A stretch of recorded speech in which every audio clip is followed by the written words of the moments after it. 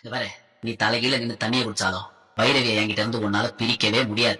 என்னைக்காவது ஒரு நாள் நீ யாருங்கிற விஷயம் பைரவிக்கு தெரிய வரும். அன்னைக்கு அவளே உன் மூஞ்சில காரி துப்பிட்டு போயிருவா. வாய்ப்பே இல்ல, வாய்ப்பே இல்ல.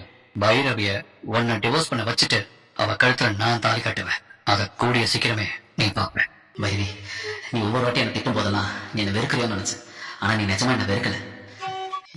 பைரவி, நீ ஏன் பைரவி இங்கெல்லாம் வர? முதல்ல நீ வீட்டுக்கு போ. நாளைக்கு தான் என்ன கோர்ட்டு கூட்டு வருவாங்களே, நீ அங்க வந்து பாரு. நீ எதுக்கும் கவலைப்படாத ஆரம்பம். வள்ளிக்கிட்ட நீ தப்பா நடந்துட்டு இருக்க மாட்டேன்னு நான் உன்னை நம்புறேன். கண்டிப்பா நான் கோர்ட்ல நிரூபிப்பேன். நீ பயப்படாம இரு. இது சொல்லிட்டு போதுதான் வந்த. உன்னால எப்படி பைரவி இதெல்லாம் நிரூபிக்க முடியும்? அந்த வள்ளியே நான் தான் அவகிட்ட தப்பா நடந்துட்டு தான் பழி போடுறா. அவ சொல்றதுன்னு கோர்ட்ல கேட்பாங்க. வள்ளி வீட்டுல இருந்ததை தவிர நீ வேற எந்த தப்பும் பண்ணலன்னு என்னால கோர்ட்ல நிரூபிக்க முடியும். நீ தைரியம். உன்னை யாரும் அடிக்கல. இது என்ன கணக்குல காயம்? அது உள்ள வரப்ப இந்த கம்பியில் இடிச்சுல வேற எதுவும். உன்னை யாரையும் அடிக்க மாட்டாங்க. நான் சஞ்சய் கிட்ட சொல்லிட்டு போறேன். இந்த கேஸ்ல இருந்து நீ வெளியே வரதுக்கு கண்டிப்பா சஞ்சய் நமக்கு ஹெல்ப் பண்ணுவாரு. நீ தைரியமா இரு. நாளைக்கு கோர்ட்ல நான் வள்ளிக்கிட்ட தப்பா நடந்துட்டு நிரூபிக்க முடியலனா கண்டிப்பா என்ன ஜெயில போட்டுருவாங்க. என் அம்மாவை நீ தான் பாத்துக்கணும் பைரவி. என் அம்மாக்கு இது ஒரு பெரிய அவமானம். நான் தப்பு பண்ணலன்னு கண்டிப்பா நிரூபிப்பேன். ஆனா அது எப்பன்னு தான் தெரியல. அது வரைக்கும் நீ அம்மாவை நல்லபடியா பாத்துக்கோ. நீ ஒன்னும் கவலைப்படாத. நான் அவங்களை பாத்துக்கிறேன். சரி, நான் கிளம்புறேன். சரி.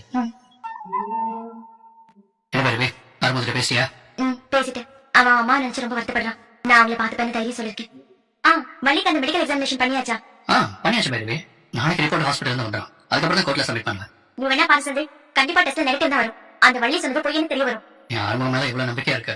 கண்டிப்பா நம்பிக்கை ஆர்வம் காப்பாத்துவேன் நான் நம்புறேன். ஒருவேளை ரிசல்ட் பாசிட்டிவ்னு வந்துச்சுன்னா 2 வருஷத்துல இருந்து 5 வருஷம் வரைக்கும் தண்டனை கிடைக்க வாய்ப்பு இருக்கு.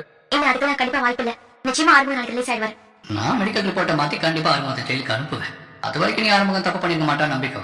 நாளைக்கு அவன் தப்பு பண்ணிருக்கான்னு உன்னை நம்ப வைக்கிறேன். சரி சஞ்சய், ஆரம்பத்தை பாத்துக்கோ. நான் பாத்துக்கிறேன் பைரவி. சரி.